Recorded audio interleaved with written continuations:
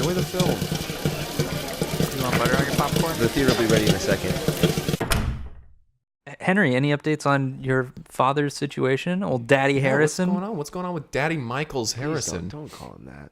Don't call him by his name? Call him. Just say your father. Okay, like your father. Okay. Yeah, he's doing all right. He's doing all right? hear. Framed for murder, but doing fine? Well, I mean, I haven't been able to speak to him, so. But you're just making the assumption that he's fine? What's keeping you from? He does well for himself. Well, that's good to hear. That's good that you're assuming that. But what's keeping you from speaking to him? Mostly those robed guys. They took him over to Eternal Life, the town over, right? And the church there. And well, I don't know. That's the last I saw was he was getting put in the car with a siren, which was Tommy the South's car. So yeah, I figured Tommy would be the guy to ask, right? But when I go to his house, it's just his mom there, Linda, and she's not interested. She's not she's talking like, about it. She's got other stuff going on. She pretended that it didn't happen. Where did they take Daddy? And then she's like, I don't. I'm sorry. Your daddy? And I was like, oh yes, my father. Did you take him somewhere? And she's like, no. She's like, of course not. Of course not. No. And I was like, do you know about Eternal Life? And she's like, I think I read that in a book somewhere. Yeah, right. There might be a fountain somewhere, guy. And I was like, okay. So I left, and I tried to. You got no information from that. Absolutely none. He got a lot of information. There's a fountain somewhere. I figured the best place to look for that book, right, was the library. Yeah. But the librarian's dead. One of them is. Yeah. Where was the other one? There's another one? Yeah, the night shift librarian. So you need to go at night now. Our library is 24 hours. 24 hours a day, No, that's the thing is 24/7. I went at night. I just didn't know. I didn't know that the bald person with the red robe was the night librarian. That is not the my night librarian. goodness. They must have replaced her as well. Oh. Where did the other librarian go? Because one was found buried in a book, as you are. And the other one, we assumed, was Has still working the disappeared. night shift. Well, I mean, it was a lady. I don't. It was a lady. Oh, maybe Okay, it's her. shaved her head She and joined the joined cult. the church. The of Eternal church. You guys make very fast assumptions. Life. Well, if there's Like, one I'm thing just trying to put all afraid these of- pieces together here. If there's and one I thing don't my know, you're doctor putting is them- worried about, it's Yeah. that I'll break my ankles jumping to so many conclusions. But Is that Thank you. Did he say that to you? He did, yes. He says, your joints are so horrible, you need to be careful jumping to so many conclusions. Do you go to the doctor? I go to a man I call doctor. Is this a mirror? did the doctor actually Are say? you just making jokes in a mirror and saying that that's medical advice? I need to practice if I'm ever going to do a stand-up routine. Please never do a stand-up routine, Greg. You want to hear my opening line? Yes. Hey, if you stand up so much, you might hurt your ankles. Am I right? That's my opening Oh, line. Are they all based on leg injuries? Yes, because with my stand-up career, I have a leg to stand on. Anyway, your father is now in Eternal Life, and you haven't seen him, yet we keep seeing other Eternal Lifers. What's going on in this town? Something's happening. Some of those Eternal Lifers, I don't know what to call them. That's a good enough I like nickname. it. Yeah. They were standing out in front of the supermarket. When I was walking out, they were trying to hand me a pamphlet, and I was In like, Timberdale? Yeah. Oh. They were like, hey, would you like to hear about the church? And I said, hey, fuck off, you dummies. Oh. And then I threw an orange at them. It wasn't my orange. You found an I orange found an orange. real quick. Yeah, it's somebody else's bag. As they were walking by, I took an orange and I threw it at them. I was like, ha, take that. Wow. And they said, thank you very much. Any donation helps. Oh, it was a food donation. Yeah. What was the pamphlet for? I didn't read it. You should have I read have it. it That right could have here. been Was a it clue. for the Oh, you food took donation? it, but you haven't read it. Yeah, I have it right here. It's very thick. That is more than a pamphlet. That is a manifesto. Let me flip through this. Yeah, this is long. It's good paper, too. Wait, can I see that? Yeah. That's thick.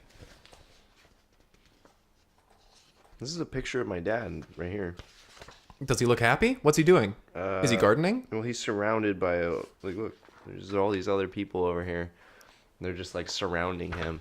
It almost looks like they're worshiping him. What in the hell? Yeah, they're bowing. May I see this? Yeah. Just pass it around. It's weird. Why they just had like a bunch of those?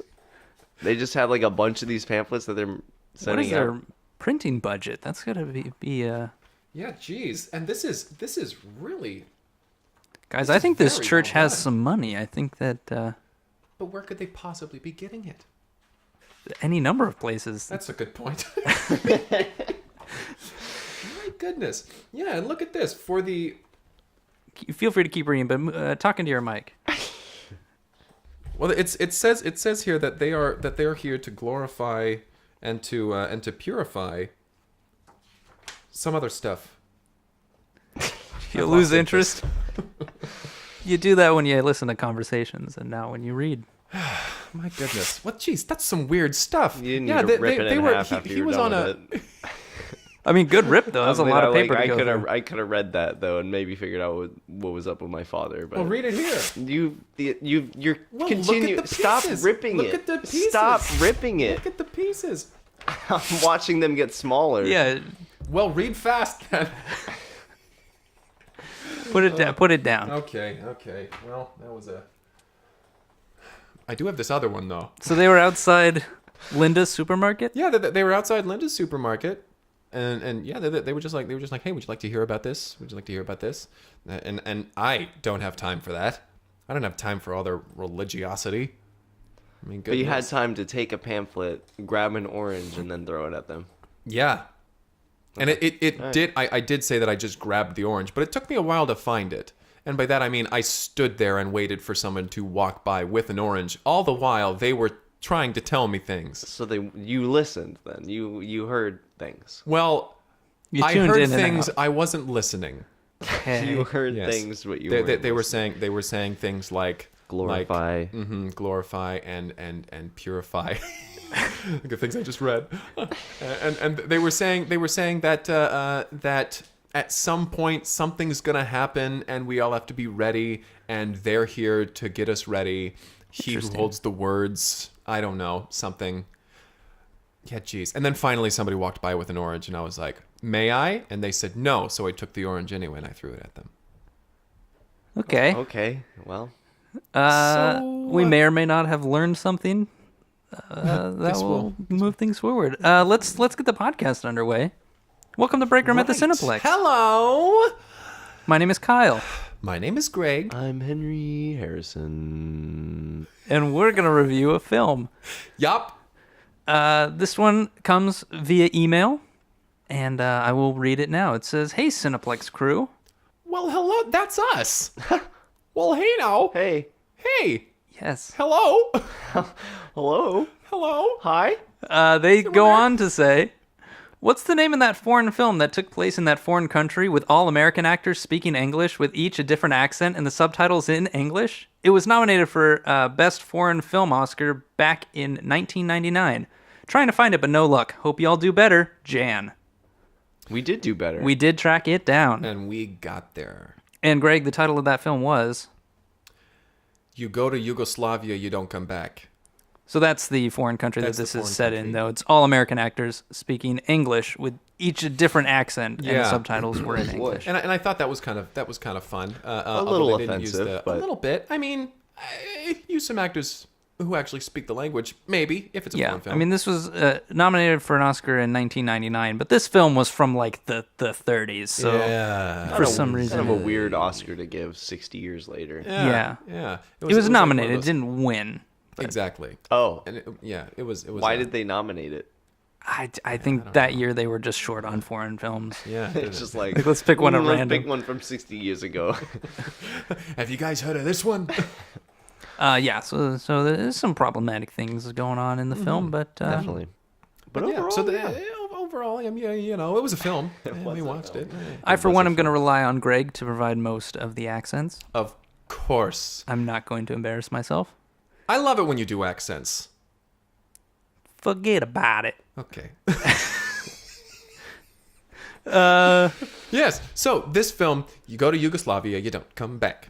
This movie is about, well, obviously Yugoslavia, Obviously. Right. obviously, and a family. It's a relatively large family. Sure. There's about maybe 5-6 people there. Did we meet all of them? I mean, it's, There was at some mo- point or another. There was yeah. Mama. There was Papa. There was brother. There was There was sister. brother. There was sister. There was baby. And there was second baby. And there was second baby, and there was our heroine, our main character of the film, whose name was Bridget. Correct. I don't know why Right. you said it Yeah, like that. it Just, was- whose name was Bridget? Whose name was Bridget? You're already going into an accent. I can't place it. I'm not quite sure, but we'll figure out when we get there. So the story starts off with Bridget and her family. They are there, and they're kind of in a in a little town in the countryside, and Bridget is saying to her family, "Mama, Papa, I'm gonna go off at the school now." and her mother says, "You think you're going to go to school? Well, that's a very funny thing to say." And her father chimes in, "Because we are not wealthy enough for you to go to school." They really line these accents up one after the other. Bridget says, "I'm gonna go to school and I'm gonna make something of myself." A little problematic, as we said. Like, this is not us. This is the film. This is the film. This is the 1930s. This is the film. So Bridget gets all her things together. She says goodbye to her family. She says, "Oh, bye-bye, Mama, Papa, baby, another baby, brother, sister." And they all say in unison, "Oh, goodbye." Then they go back in the house, and she goes off down. But the in road. all their different accents, In all their not different in accents, that one yes. She starts going off down the road. As she's going down the road, a little platoon or something of soldiers starts walking down the opposite way, and they're all saying they all as they're passing Bridget as she's walking by, they're saying, "Hey, look at that girl over there! Hey, the sweetheart over here! Hey, ooh ah!" and she's like, "Oh, you crazy boys!" And she kind of just brushes him off, but she locks eyes with one of the little soldiers, and she says, "Oh, mio bambino, look at this one over here."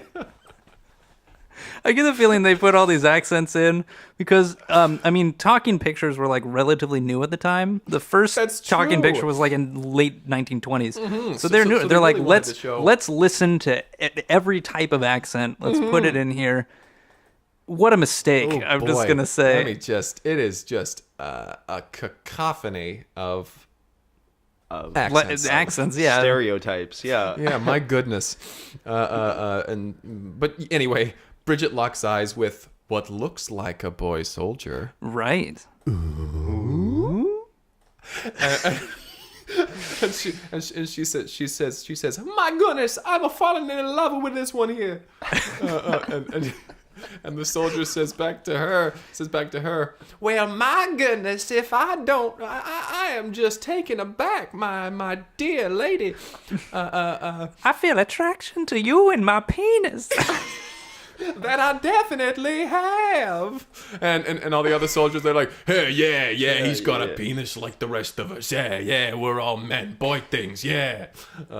And so they continue on down the way. And Bridget's like, "Well, it's too bad that I'm going this way and you guys are going that way. Anyway, it was very nice to have locked eyes with you, my friend." Locked eyes with you. And the soldier says, "And it was pleasure seeing you as well." So they just They part continue ways, yeah. going down the way. Bridget, we then follow Bridget down the road a little ways further. And she gets to the town. She gets into town to the train station where she's going to go to university. So she's there with her train ticket, and she's saying, "I cannot believe that I'm about to go to school. I'm going to be a smarter one here, over here now." And she then hears a little ways over. She's like, "Well, my goodness, my, I would recognize that voice anywhere." And she looks over, and there's the soldier boy, quotation, Quote unquote. Rushing towards Bridget. and she's like, my, I just couldn't bear to be away from you another second. I had to break away from the army. She's gone AWOL. He's gone AWOL at this He point. has gone AWOL, and he says, "I'm on the run now." And Bridget says, "Well, my goodness, We gotta get you out of here. Here, I got a train ticket. I've tear it in half, and I'll give you one of the halves, and that should be fine for half a train ride. This is how it worked in the 30s. This is how it works. So the train finally shows up, and they get on the train, and as they're getting on the train, some other soldiers from her platoon, we assume, because they have Jersey accents, they come around the corner, and they say they're like, "Hey, we're looking for this guy. He looks like us. He's got a penis. He's got a penis. He's a man." And they're asking like, around. "Oh, he got on the train." Over Someone there. recognizes from that description. A penis? Yeah, It's on the train. So they start going for the train, and as they're going for the train, the conductor is, "On aboard! Never mind, we're leaving." And the train starts. starts to leave. So these soldiers are chasing on foot, and as the train's picking up speed, two of them are able to leap on board. One of them leaps, the other one leaps, and he grabs his hand and pulls him on board. So two of the soldiers got on. The rest of the platoon is left behind at the station. Yeah. And they're like, well, I guess we'll continue our mission. And then they just keep going. They leave the train station entirely. Forget about it. But then there's this great sequence where Bridget has to hide this boy soldier, Johan. My beautiful boy, tell me what your name is. My name is Joan. Johan. So Johan, now Bridget is hiding Johan from the soldiers who are methodically searching the train. Yeah, they're going seat to seat. They're like, "Hey, you got a penis?" Just like grabbing the front of people's pants and just like rustling people's newspapers. Yeah, you can't and do stuff. that now. No. But this That is the was 1930s. It was the 1930s when you could do that. Just grab a crotch, like. And be like, "Oh, you got a penis here?" And then they'd be like, "Oh, no." And then Wrong penis. Because they know which penis they're looking for. They know exactly which penis they're looking for. So you can hear them getting closer. Bridget and Johan are in this train car, and you can hear the soldiers getting closer. They're stomping down. They're shouting about genitalia, and then they suddenly get to their door, and they fling it open, and we see into the train car, and now it's just Bridget. Well, buona notte, my friends. So Bridget What can I do for you? greets them, and they're like, "You got a penis?" Like, no penises here. And so they move on. And little did she know that she wasn't lying. Because when she lifts up her skirt and Johan comes out from under her dress, Right. She is no longer wearing her soldier uniform. She changed out of it under Bridget's dress. Under Bridget's dress. And she comes out, and Bridget says, "Oh my goodness, you look more beautiful now than the day that I laid eyes on you, which was today earlier." Maybe 20 minutes ago. Maybe like 20 minutes. and Johan says, "Yes, I do apologize for it was not my intention to Deceive you. deceive is the word I was trying to think. It was not my intention. But you have to understand, all I wanted to do was join the army. But now I don't care about that anymore. For I have seen the light of your eyes, and they have warmed my heart so." So we cut to the end of the train trip. They are let off halfway to university, since they only had half a train ticket each. They only make it halfway to their destination, which was the university.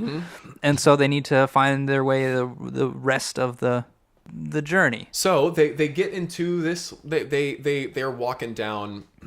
They're walking down the road of this town where they were let off. This little town that they're walking down the road, and they're talking with each other. They're just explaining each other's backstories, as it were. Sure.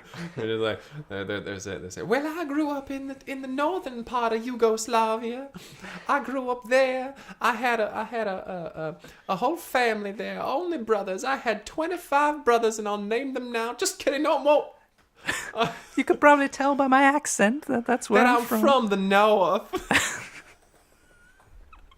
And so she's saying, after my family was all killed horribly in this war that's been going on here. You know the one. You know the one. I vowed that I would defend this country to my best ability by joining the army.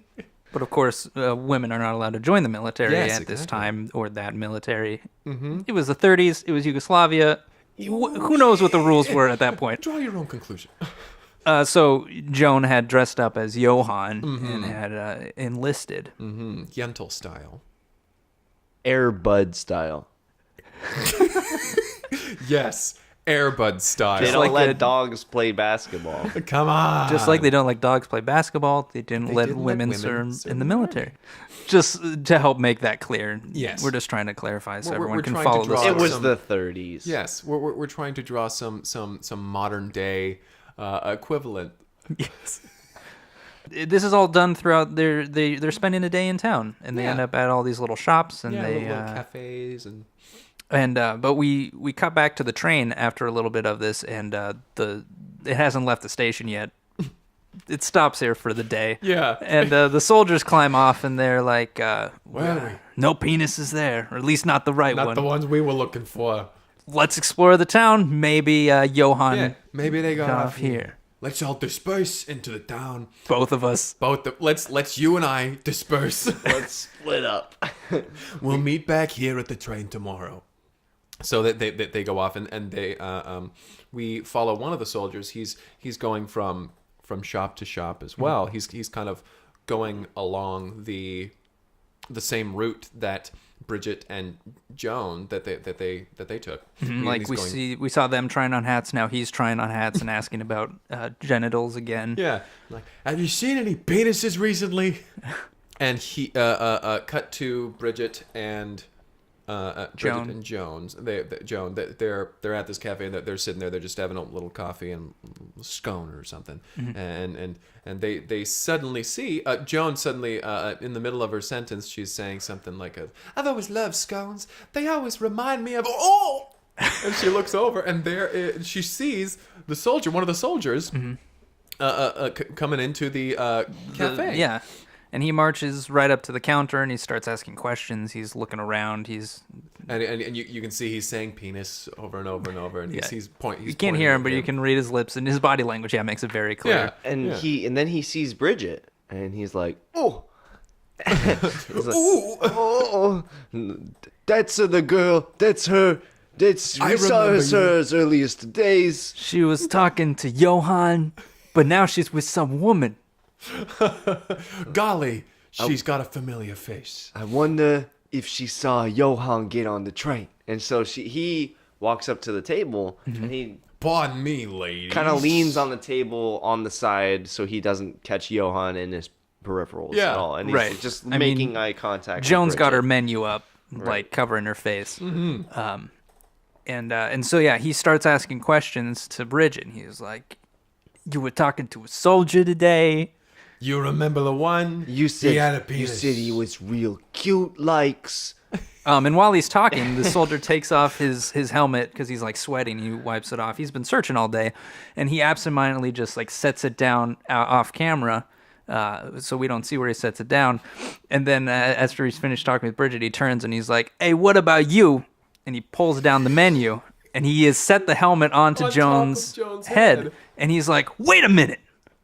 That is enough of a connection. He recognizes seeing Johann wearing that helmet. He sees the face, and penis or no, he knows, He knows that this the is truth. quote The unquote one Johann. criteria they were searching for all this time, it Is goes the out one. by the wayside this time. Because now wayside. Joan is wearing a hat. Yeah. And she yells to Bridget, "We gotta run!" so they all jump up. Yeah, Joan flips the table. Onto the soldier, and the soldier's like, "Hey, come on!" And they start running. They run out of the cafe, and the soldier runs out after them.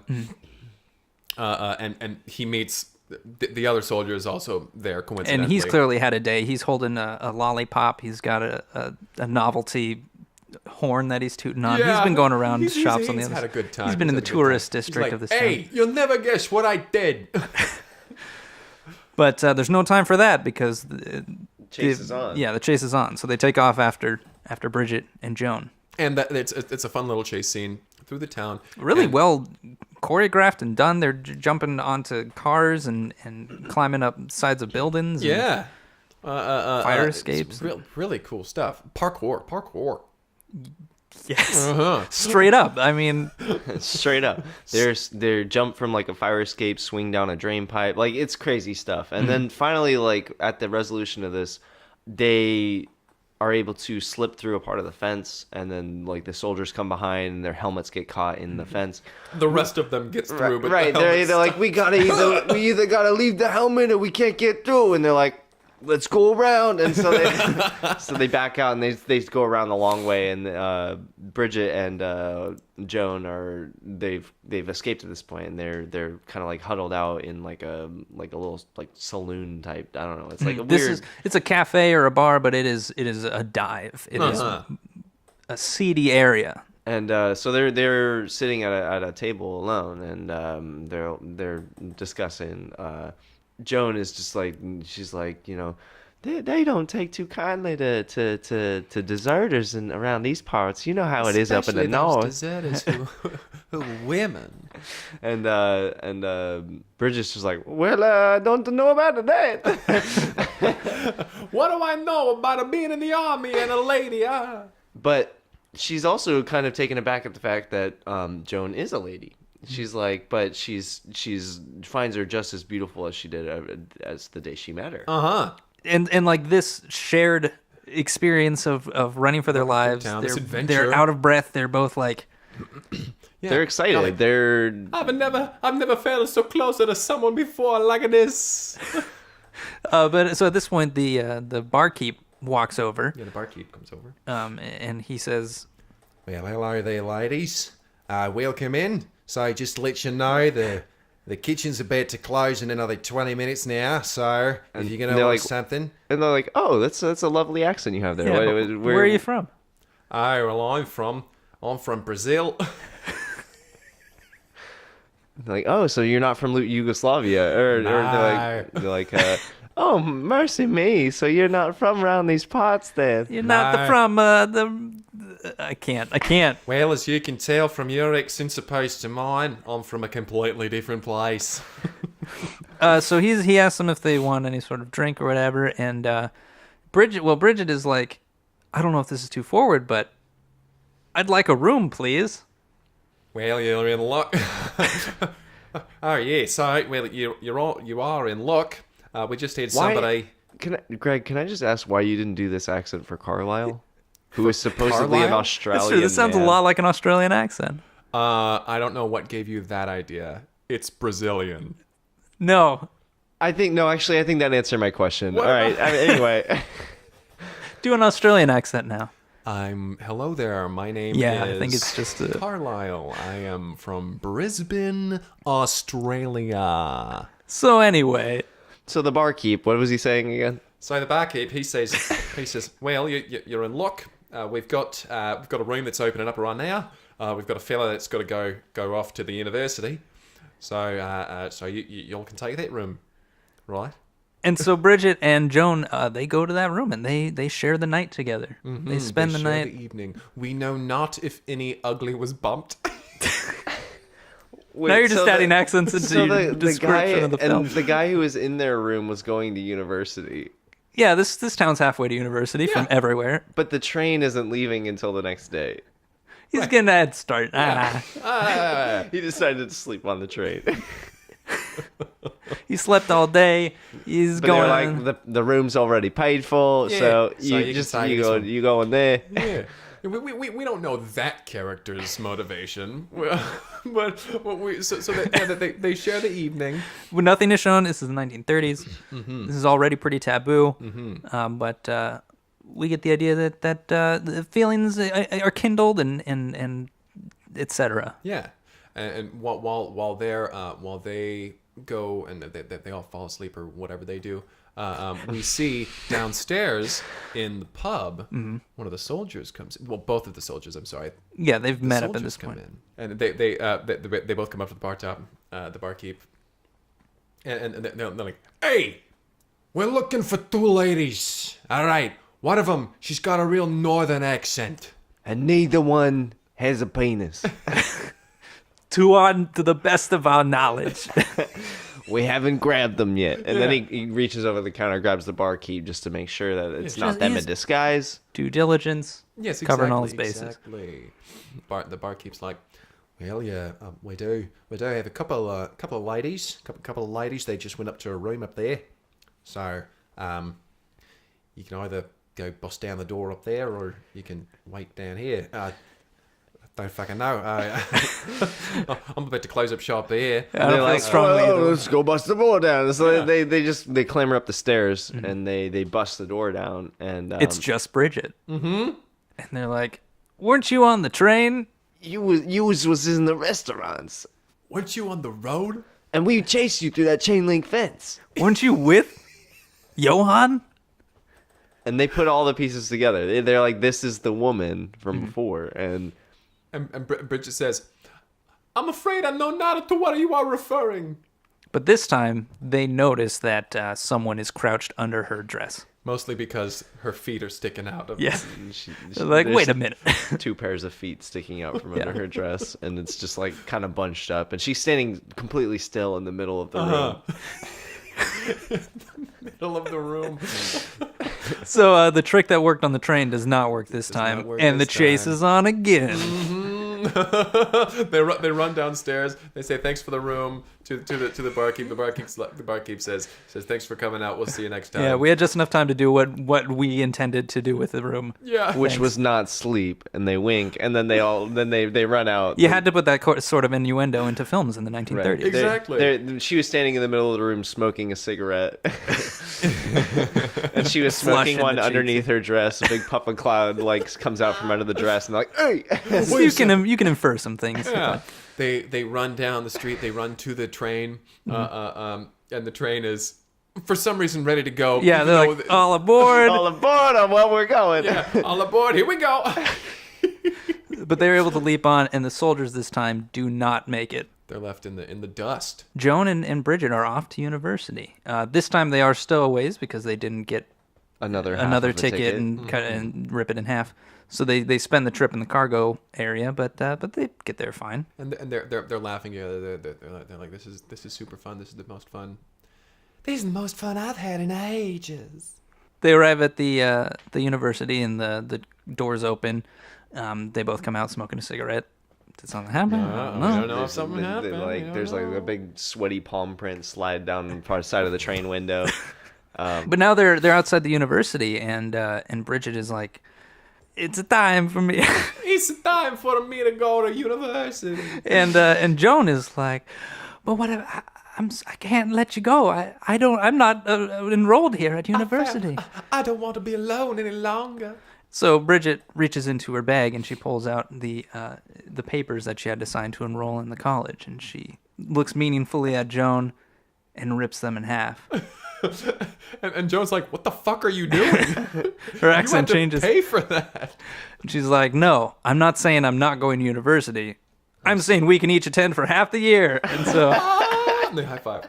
They high five. They put on sunglasses. high five, sunglasses, freeze frame, and then like, And then freeze frame. Don't you forget about me. freeze frame plays, and then and then Don't.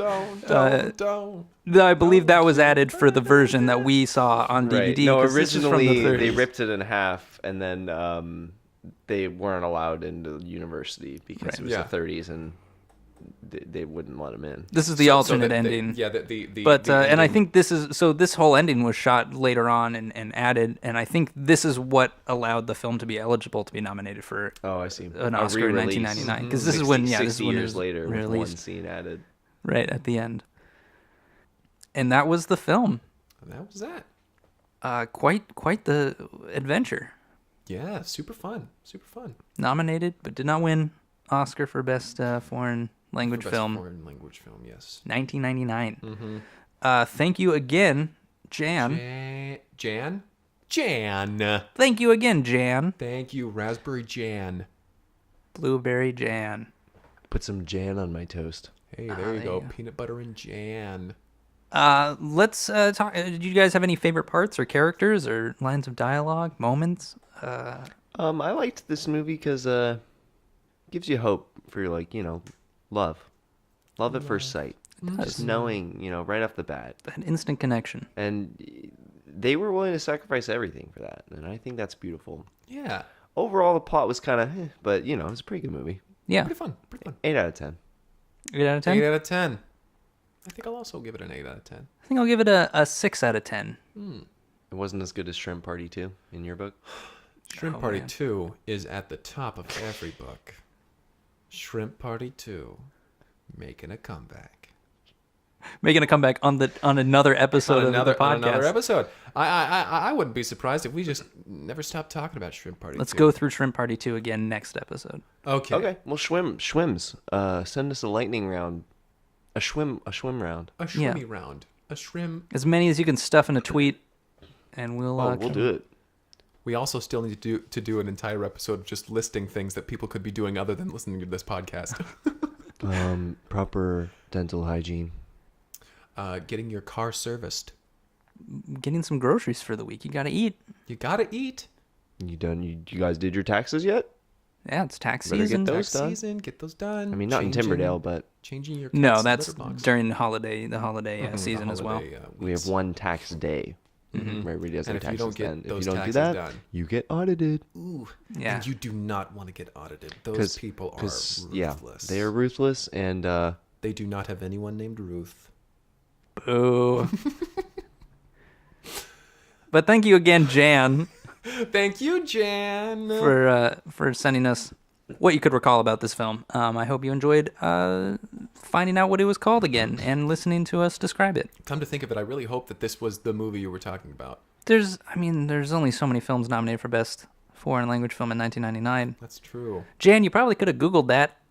Jan, why didn't you Google that? Quick question, Jan. How you doing? Huh? Doing okay? How's life treating you? Is that person still bothering you about that one thing? Well, what I need you to do, Jan, is I need you to take that person. I need you to take the thought of that person, and you're gonna take it out of your head. You're gonna take it out of your head. You're gonna put it in your pocket.